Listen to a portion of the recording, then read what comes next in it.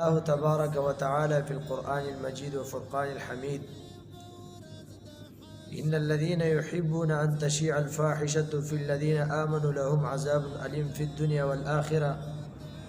والله يعلم وأنتم لا تعلمون. صدق الله العظيم. محترم مسلمانان ورنو، الله رب العزت بنده ته د هغه اشیاء حکم کوي کم کې چې د بنده د بار خیر وي او منکې د هغه اشیاء نه کم کې چې د بنده د بار خیر وي را روان وخت هغه کې هغه لپاره شر نه ګرځي نو الله یې منکې. الله رب العزت فرمایي ان الذين بشك آکسان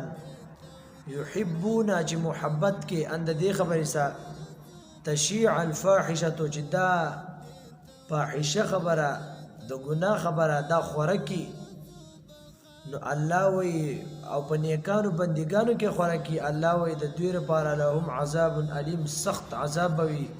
په دنیا او آخرت په دنیا او آخرت دواړو کې.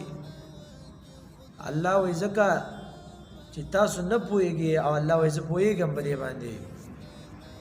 چې دې کې تاسو لپاره کم شر دی او کم خیر دی نو تاسو نه پوهیږئ.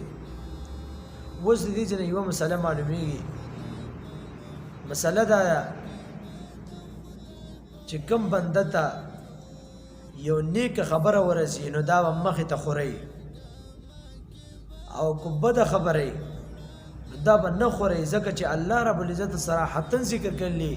هغه سره چې فاحشه او د ګناه خبره خوري دې د پر عذاب الیم دی په دنیا او آخرت نه به خوري. اوس موبایل کې انسان نیټ کوي یا فیسبوک کوي او دې تک د ګان رااله دغه رنګي یا بل فحش او کار رااله د ګناه یو کار رااله نو کدی انسان دا ګناه کار شیر کو شیر بزیوه او د شیر کو نو الله رب العزت فرمایي چې دیر پر به عذاب الیم فی الدنیا والآخرة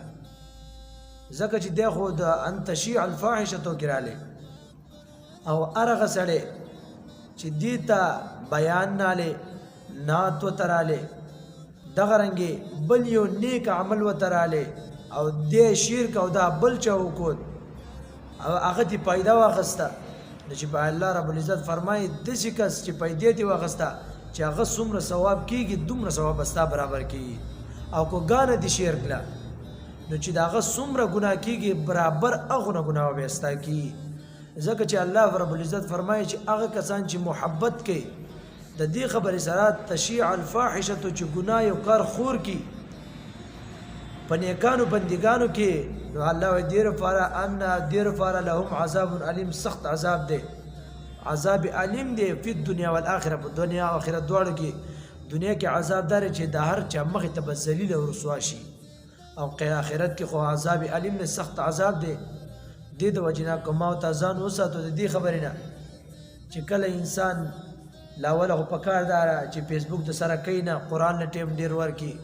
کو به هم دا فیسبوک په په کار دار چې دار نیک یو کار لپاره استعمال کی هغه دا کنه کار چې